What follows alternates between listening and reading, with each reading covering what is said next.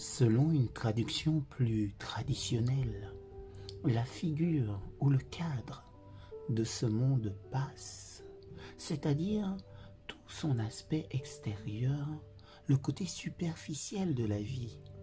C'est pourquoi il est important de ne pas fixer nos affections sur des formes changeantes, mais sur les réalités éternelles.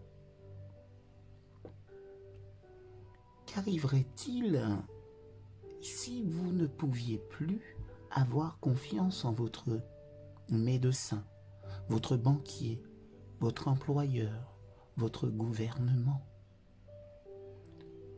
Ou si vous perdiez tout votre argent, tous vos biens, tout ce que vous tenez pour indispensable à la vie?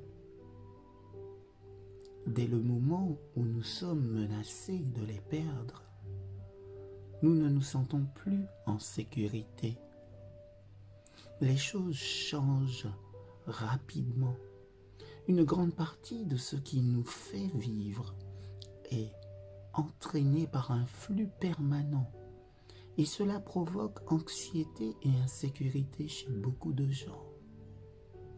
Que pensez-vous qu'il arrivera lorsque l'argent que nous possédons n'aura plus de valeur, ou quand il n'y aura que très peu de choses à acheter, ou même rien?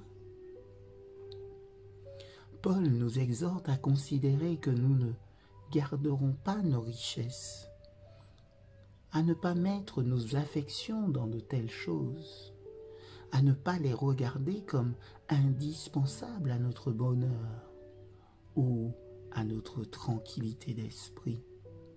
Nous pouvons compter sur Dieu, sur sa vérité, sa justice, son amour. Nous pouvons user du monde aussi longtemps que c'est possible. Cependant, la nature incertaine des choses de ce monde nous enseigne qu'il est exclu qu'elles nous satisfassent et répondent aux besoins de notre âme.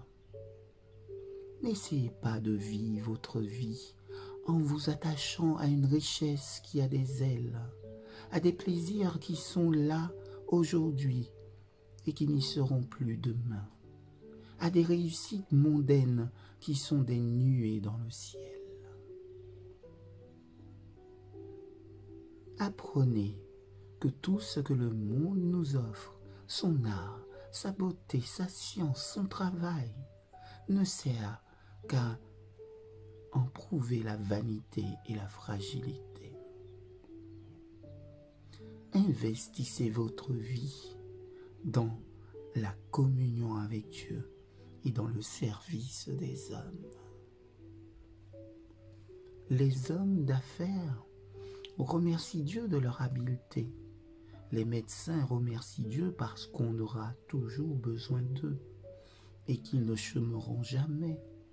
Ceux qui ont une profession libérale remercient Dieu de ce qu'ils ne tiennent pas un magasin. Pourtant, ces professions même ne garantissent pas une sécurité définitive. C'est au Christ seulement que nous sommes redevables du chemin, de la vérité et de la vie qui ne change ni ne passe. Nous recevons de lui, qui est noble de vie, la vie éternelle.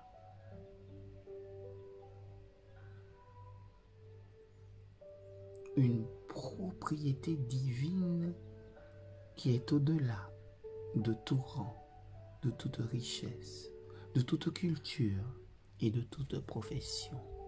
Amen.